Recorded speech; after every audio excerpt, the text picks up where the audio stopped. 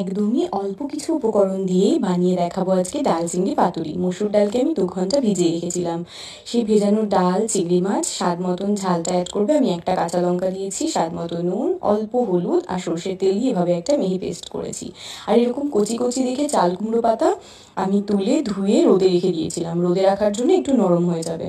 তোমরা এই ক্ষেত্রে চাল কুমড়ো পাতার বদলে কুমড়ো পাতাও ইউজ করতে পারো। এবার পাতার মধ্যে সর্ষের তেল মাখিয়ে প্রত্যেকটাতে এইভাবে ডাল দিয়ে স্প্রেড করে নেবো। এইবার একটা প্যানের মধ্যে সর্ষের তেল দিয়ে, খুব বেশি তেল কিন্তু এটা লাগে না, সর্ষের তেলটা গরম হয়ে গেলে উপরে এইভাবে দিয়ে হালকা হালকা করে প্রেস করবো। দেখো কি সুন্দর ফুলে যাচ্ছে প্রেস করলে। এইভাবে মোটামুটি 7-8 মিনিট টাইম লাগবে পুরোটা কমপ্লিট হতে দুপাশটা। তাহলেই রেডি ডাল চিংড়ি পাতুরি। এটা কিন্তু গরম ভাত বা শুধু শুধুও খেতে বেশ ভালো লাগে। তোমরা ট্রাই করে দেখতে পারো। বাই।